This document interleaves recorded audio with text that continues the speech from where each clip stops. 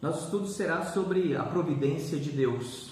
Esse é um assunto complexo, às vezes difícil de entender por parte de alguns, devido aos muitos detalhes e a riqueza do seu conteúdo, mas é um assunto muito proveitoso para entendermos a glória de Deus, a grandeza de Deus, a soberania de Deus, e também entendermos para o nosso consolo e para a alegria do nosso coração em momentos em que passamos por perturbação, dor, sofrimento, ou em dias de tribulação, como nós temos experimentado nesses tempos de isolamento, e de insegurança e de tanta conflitante informação acerca do coronavírus, Então, eu convido você a voltarmos nossos pensamentos nesse momento para o que a palavra de Deus, que é o próprio Deus, então, falando conosco a respeito do modo como Ele trabalha, como Ele realiza todas as coisas. Então, nós estaremos dando início ao nosso estudo nesse momento. Quando nós falamos das obras de Deus, nós falamos, os teólogos calvinistas, eles tendem a organizar esse assunto em 5 tópicos, Então, quando fala das obras de Deus, fala dos decretos, da criação, da providência, redenção, consumação. Então, você tem o que é chamado obras de Deus. É claro que o decreto é algo estabelecido e definido e pronto. A obra da criação também é algo estabelecida. Nada mais é criado ex nihilo, ou a partir do nada. Todas as coisas, elas são chamadas à existência a partir daquilo que já existe. Então, nada mais existe a partir do nada. Então, nesse sentido, a criação é um ato consumado. Mas ela continua acontecendo no sentido de renovação, transformação e assim por diante. Novas vidas que surgem, especialmente os seres humanos, e segue o assunto. Mas o que temos desde o momento inicial, dada origem à criação, é a providência de Deus. E a providência de Deus, ela interage com todas as coisas, desde o governo de Deus, o sustento, a direção, a preservação, a concorrência dele, o modo como ele interage, coopera com tudo aquilo que existe, e também na salvação, como Deus conduz os salvos, como ele preserva os salvos, como ele faz com que todas as coisas cooperem para o bem daqueles que amam a Deus. Então, essas são as chamadas 5 obras de Deus, só para a gente didaticamente se estabelecer no assunto: decreto, criação, providência, redenção, consumação. Nós estaremos tratando sobre providência. Então, dentro do assunto providência, nós temos o breve catecismo de Westminster, na pergunta de número 11, declarando assim: pergunta número 11. Quais são as obras da providência de Deus? Resposta: as obras da providência de Deus são a sua maneira muito santa, sábia e poderosa de preservar e governar todas as suas criaturas e todas as ações delas. Deus então preserva e governa todas as suas criaturas e todas as ações delas. E Deus faz isso de forma santa, sábia e poderosa. Então, essa é a definição do breve catecismo de Westminster.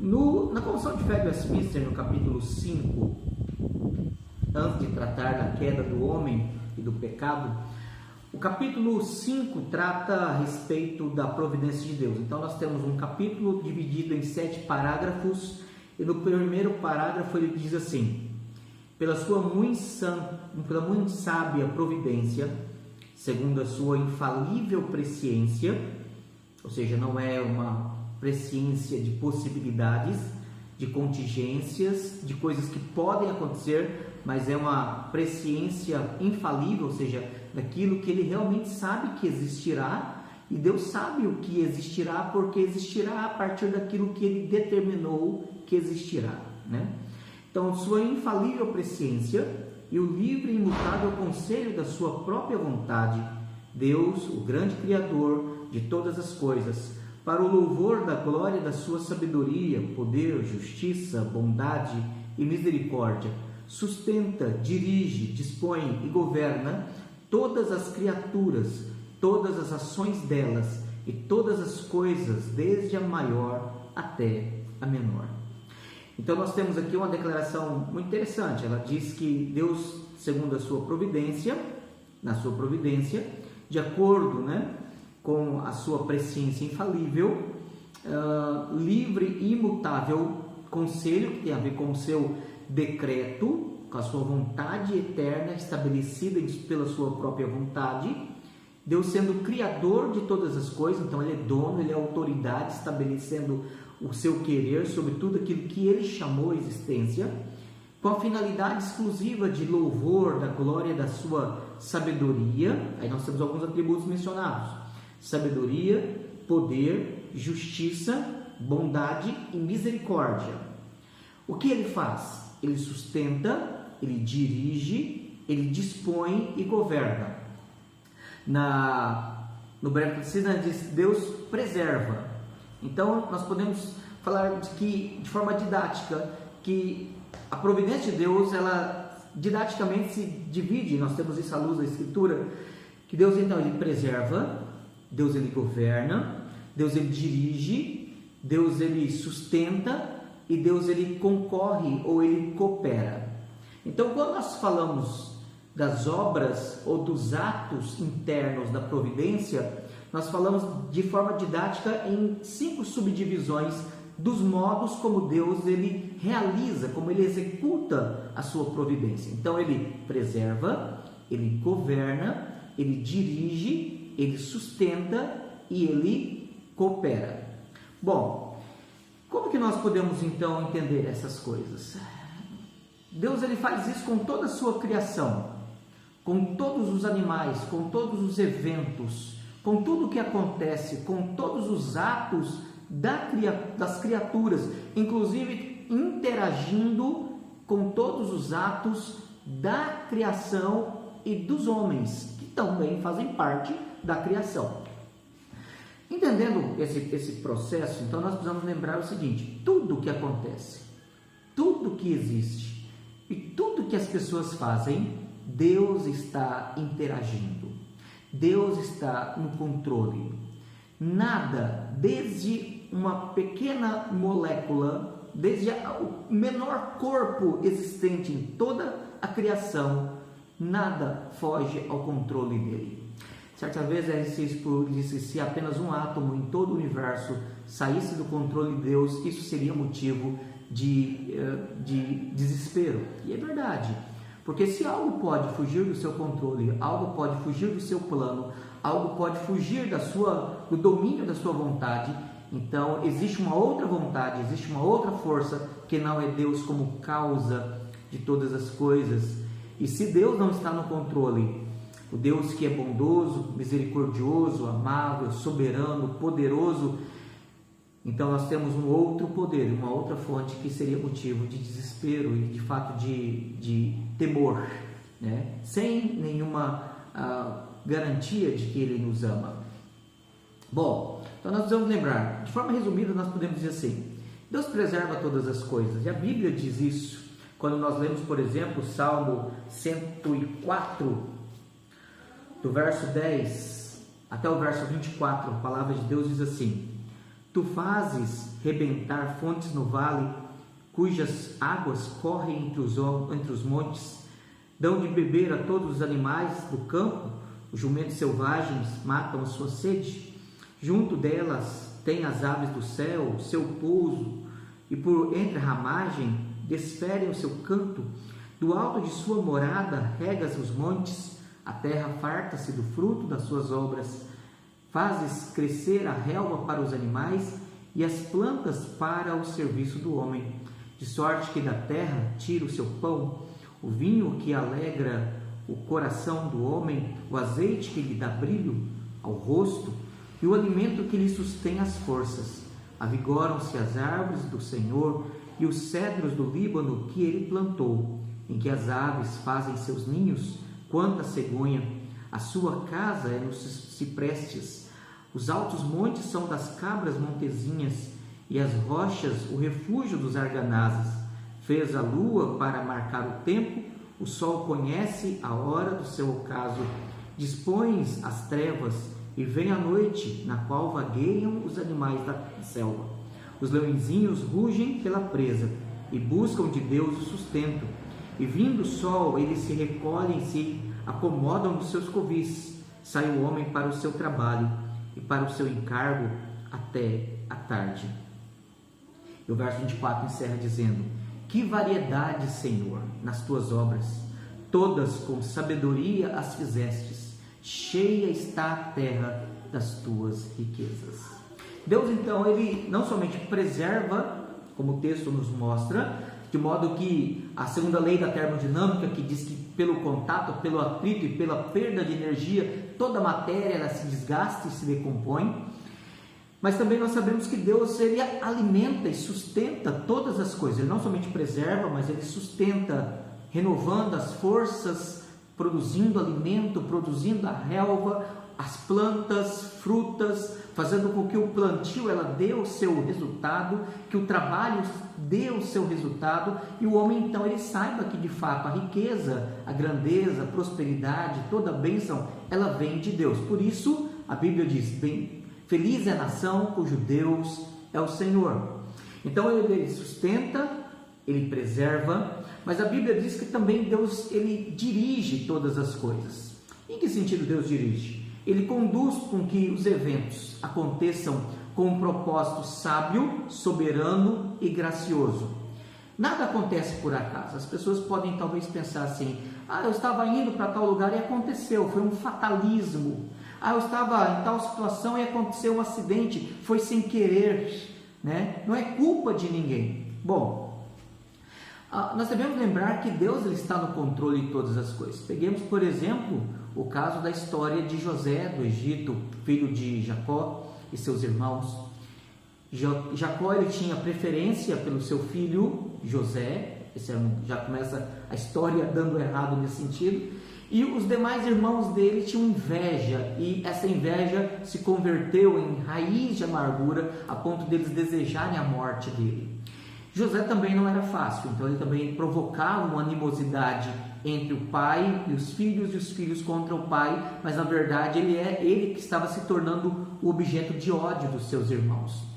E certa feita os irmãos foram pastorear, foram levar o gado, as suas ovelhas, para uma outra região, e Jacó então pede que José fosse atrás deles para lhe dar notícia. José vai, e nós conhecemos a história. Eles prendem José num poço, simulam a morte de José, alegando que um animal feroz havia matado e comido ele. Eles então matam um animal e sangram, e o sangue do animal suja as roupas de José e levam para o seu pai e dizem: pai, José foi morto.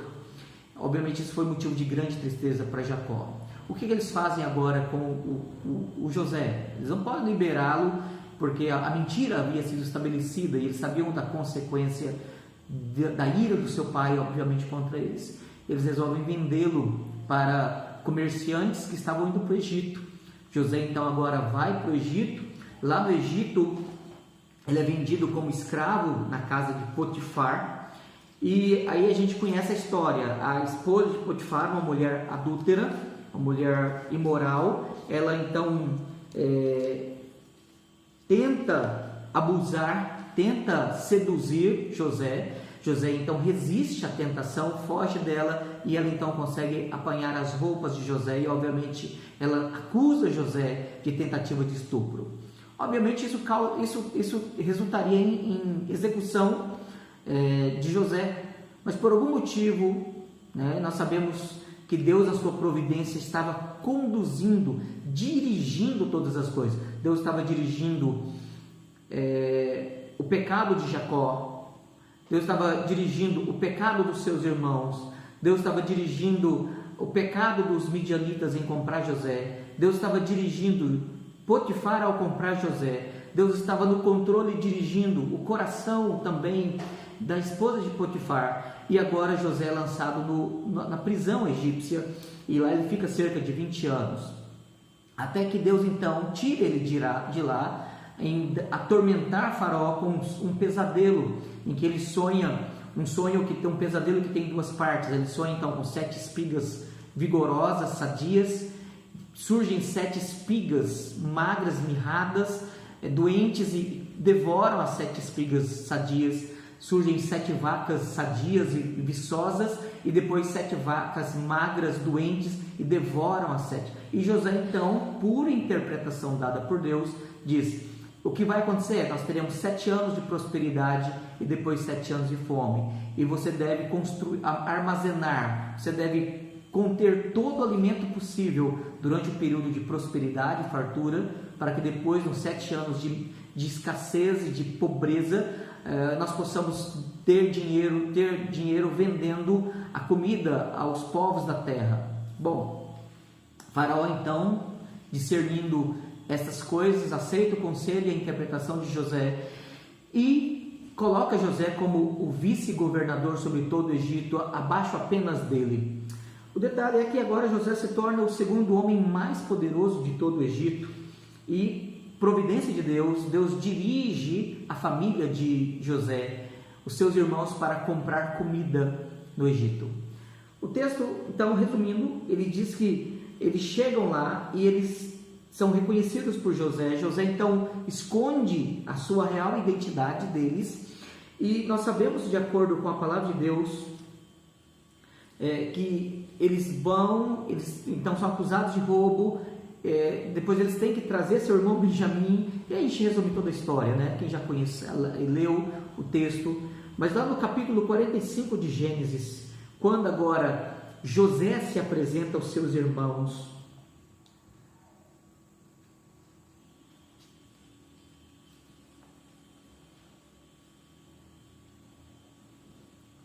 e a palavra de Deus, ela diz de forma muito clara, no capítulo 45,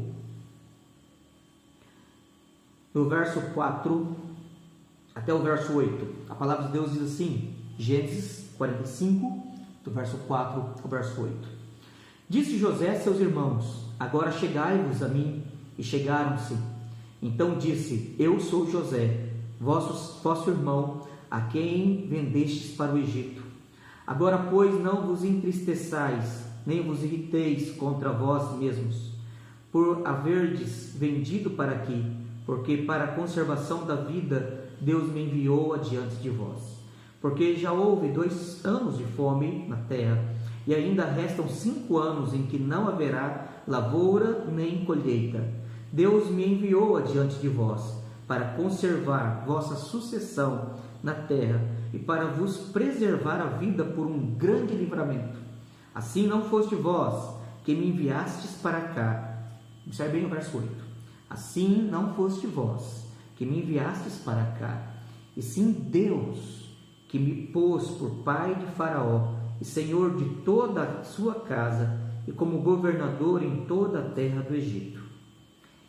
José, ele reconhecia que, apesar do pecado do seu pai, apesar do seu próprio pecado de orgulho, porque eu lembro bem, ele tem 2 sonhos, ele narra esses sonhos sem sabedoria, e de forma a provocar o ciúme, a ira dos seus irmãos, e também a ira do seu pai.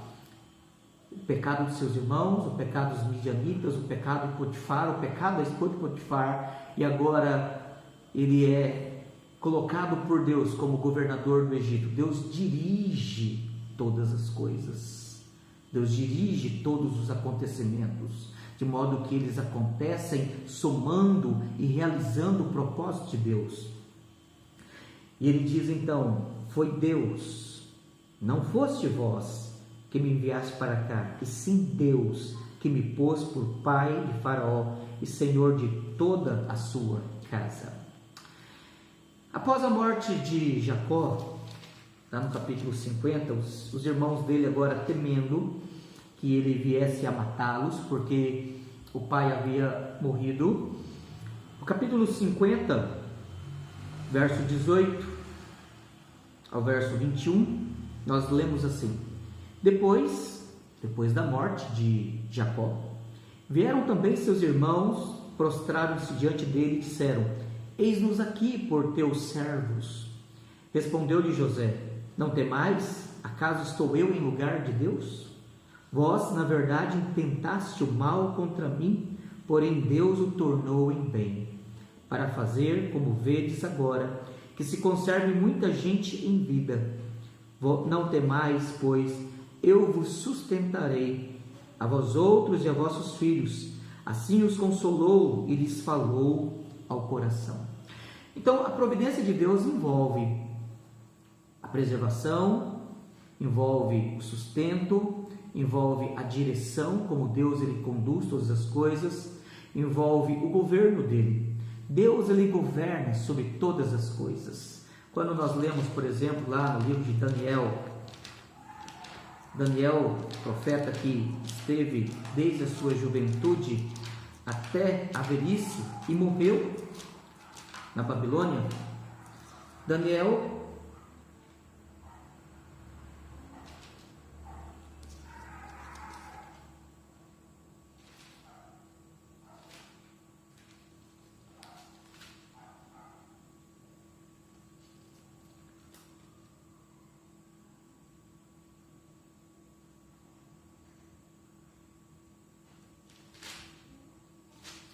capítulo 4,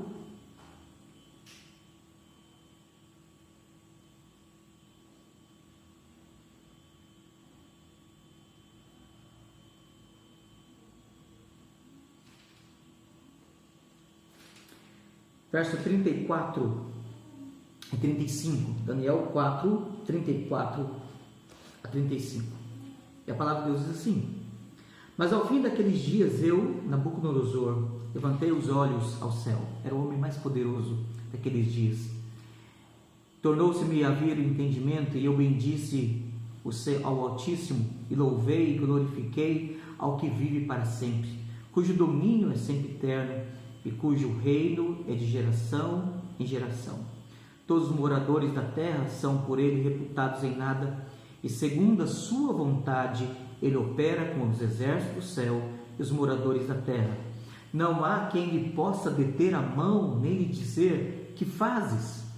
Então logo me tornou a ver o entendimento, também para a dignidade do meu reino, tornou-me a vir a minha majestade e o meu esplendor. Buscaram-me os meus conselheiros e os meus grandes, fui restabelecido no meu reino, e a mim se me juntou extraordinária grandeza. Então nós temos Deus mostrando a sua grandeza e o testemunho de um homem que no seu orgulho se achava tão poderoso, tão sábio, tão acima do próprio Deus, e Deus o humilhou para mostrar que quem sustenta, quem governa, como ele mesmo diz no verso 35, todos os moradores da terra são por ele reputados em nada, e segundo a sua vontade, ele, Deus, opera com o exército do céu e os moradores da terra.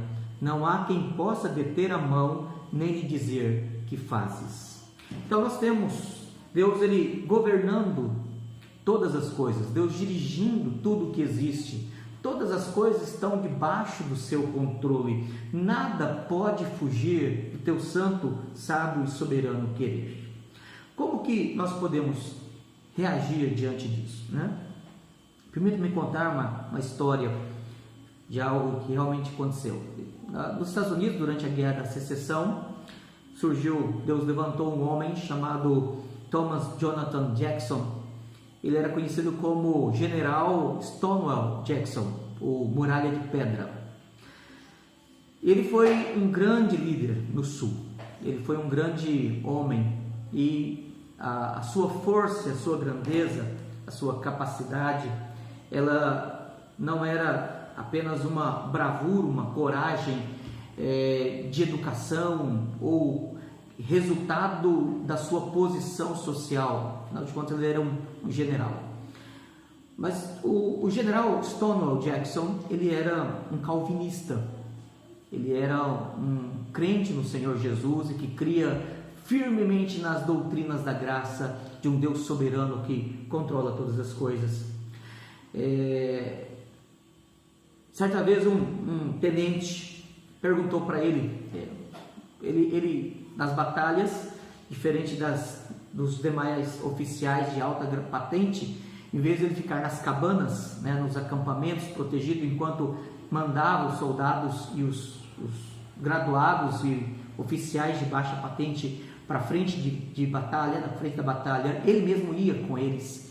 E isso aumentava muito a moral das tropas, e isso fazia com que as pessoas, os soldados, se sentissem mais encorajados sob a sua liderança.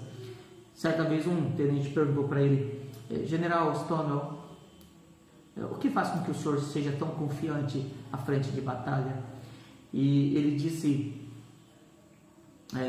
para aquele rapaz o seguinte: as minhas convicções religiosas, o calvinismo, ensinam-me a sentir tão seguro na batalha como quando estou em minha cama.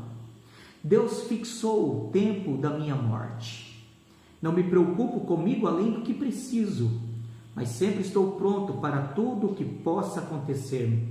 Esta é a maneira como todos os homens deveriam viver, e todos seriam igualmente corajosos. Ele não está inventando nada novo aqui. O que ele está dizendo está de acordo com o Salmo 139, verso 16. Quando a palavra de Deus ela diz assim: os teus olhos me viram a substância ainda informe, e no teu livro foram escritos todos os meus dias, cada um deles escrito e determinado, quando nenhum deles havia ainda. Esse é o Deus soberano, esse é o Deus da providência, esse é o Deus que conduz todas as coisas, esse é o Deus que tem o controle da nossa vida, que cuida dos pardazinhos e cada fio da nossa cabeça. Esse é o Senhor que Ele sabe cada batida e o ritmo do nosso coração.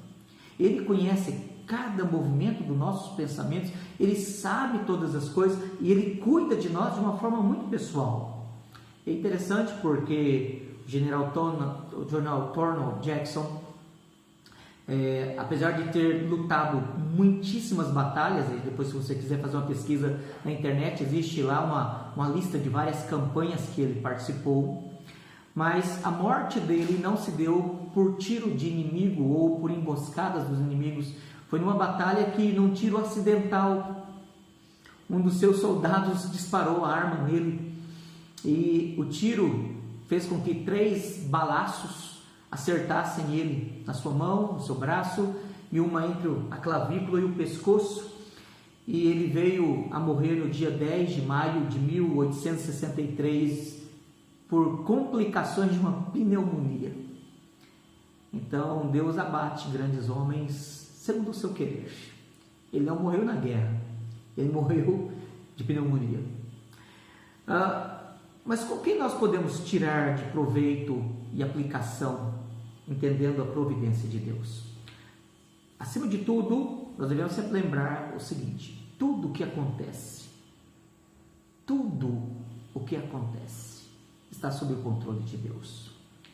Desde grandes catástrofes como o tsunami, desde grandes situações de acidentes, ou até mesmo o surgir quer de forma natural, estando na natureza, ou de forma manipulada, artificial, como arma química, ou em qualquer outra situação como tenha surgido esse Covid-19, nós não sabemos e possivelmente nunca saberemos com certeza, a não ser lá no dia do juízo.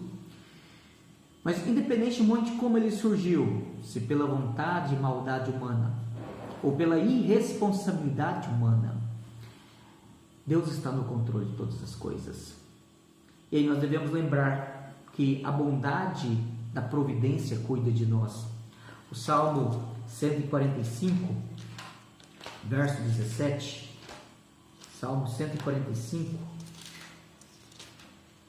verso 17 diz assim: justo é o Senhor em todos os seus caminhos, benigno em todas as suas obras. O Senhor é bom para aqueles que esperam nele. A providência de Deus é bondosa conosco, e nós sabemos disso pela palavra de Deus. Uma vez perguntaram para Karl Barth, eu não sou fã do teólogo Karl Barth, mas ele é um teólogo de renome. Perguntaram para ele, numa de suas aulas, qual era a verdade mais profunda, mais importante, mais poderosa que ele havia aprendido em toda a sua teologia. Ele então começou a cantar assim: sei que Cristo me quer bem, pois a Bíblia assim o diz. Frágil sou, mas força tenho, quer levar-me ao bom país. Sei que me quer bem, quer ver-me feliz. Sei que me quer bem, a Bíblia assim o diz. No Inário Novo Cântico 359, nós temos esse hino, que é um hino infantil. Essa é a verdade mais poderosa que nós temos. Deus, Ele nos quer bem.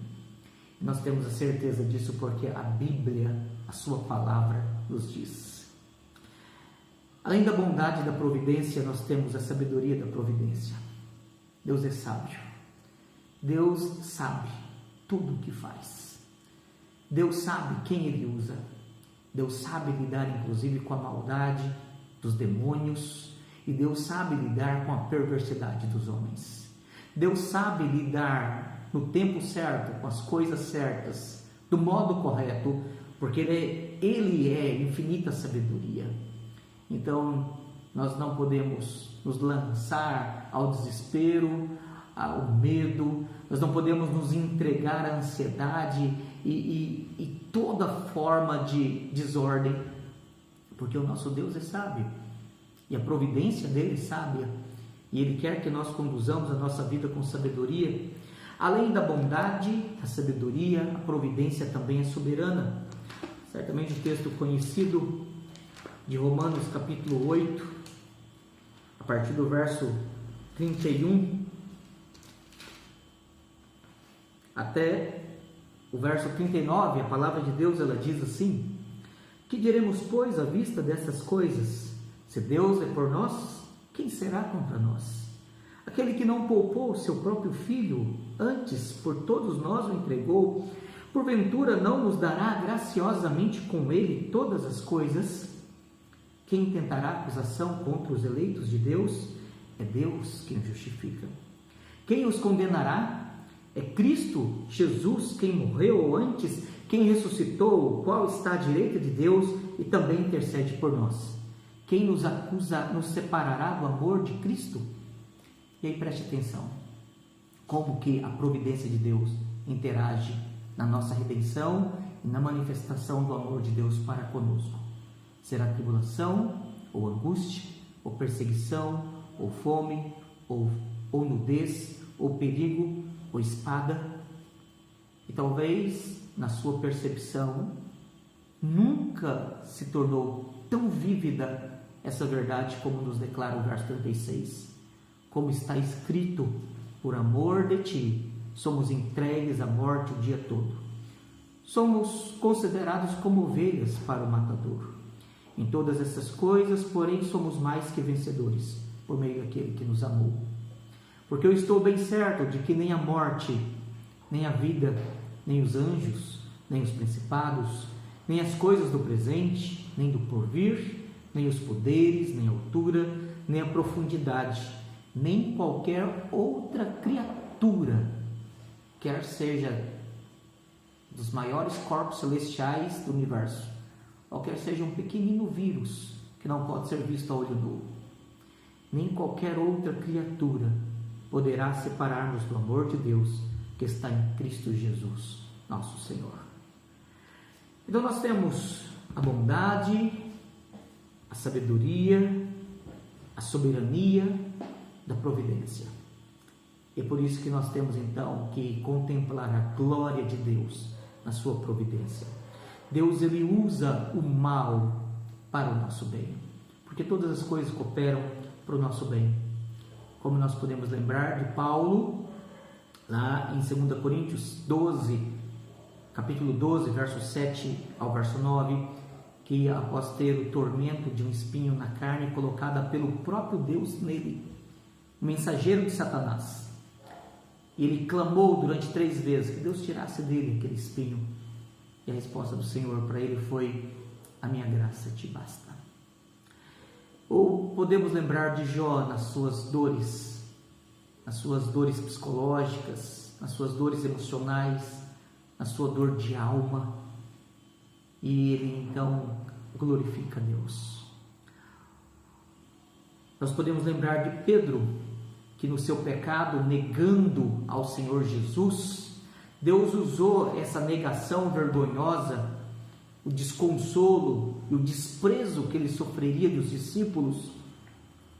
Deus, lá em João 21, verso 15, 17, quando depois eles abandonarem o discipulado e voltarem para as antigas atividades da pescaria, o Senhor aparece para eles na praia, e o Senhor Jesus, mais uma vez, como lá no início, ele diz: lança a rede novamente.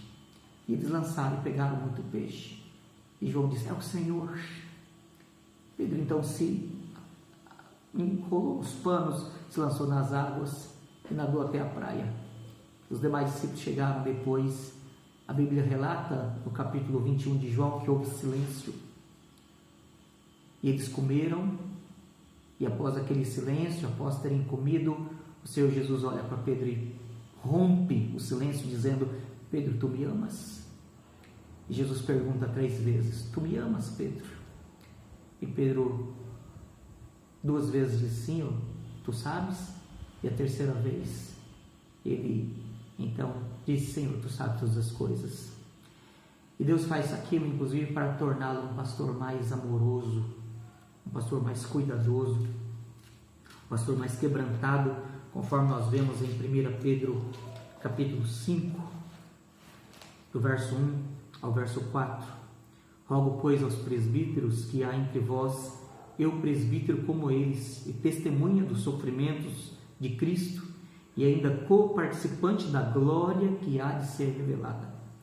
Pastoreai o rebanho de Deus que há entre vós, não por constrangimento, mas espontaneamente como Deus quer, nem por sorte da ganância, mas de boa vontade, nem como dominadores dos que vos foram confiados, antes tornando-vos modelos do rebanho. Ora, logo que o Supremo Pastor se manifestar, recebereis a imarcessível coroa da glória. Esse foi o Pedro que a providência de Deus trabalhou para que ele pudesse ser um homem de Deus. Deus, ele cuida de nós. Deus, ele nos prova. Deuteronômio capítulo 8, eu vou encerrando com esse texto. Deuteronômio capítulo 8, do verso 1 ao verso 5.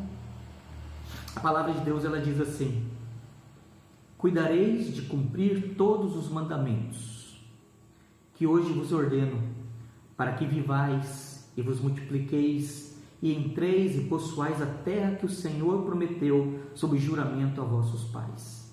Recordar-te-ás de todo o caminho pelo qual o Senhor teu Deus te guiou no deserto esses 40 anos, para te humilhar, para te provar, para saber o que estava no teu coração, se guardarias ou não os seus mandamentos. Ele te humilhou e te deixou ter fome, e te sustentou com o maná, que tu não conhecias, nem teus pais conheciam, para te dar a entender que não só de pão viverá o homem, mas de tudo o que procede da boca do Senhor viverá o homem. Nunca envelheceu a tua veste sobre ti, nem se inchou teu pé nestes 40 anos. Sabe, pois, no teu coração, que como um homem disciplina seu filho, assim te disciplina o Senhor teu Deus. É Ele quem faz essas coisas conosco. Ele está no controle. Tudo o que acontece está sob o controle do nosso Deus. Nós podemos ter calma, nós podemos planejar a vida, nós podemos, apesar de todo o dano, prejuízo, toda a situação que virá ainda, nós sabemos que Deus estará reestruturando, Deus estará cuidando. Nos cabe sermos encontrados fiéis. A nós cabe a responsabilidade de preservar sabedoria, prudência, um bom testemunho, a fidelidade à palavra, o temor do Senhor e a intimidade dele. Que Deus nos abençoe, que Deus nos preserve nesses dias difíceis e que você possa ser guardado pela providência do Senhor. A minha oração e meu desejo é que a bênção do Senhor esteja sobre nós. Amém.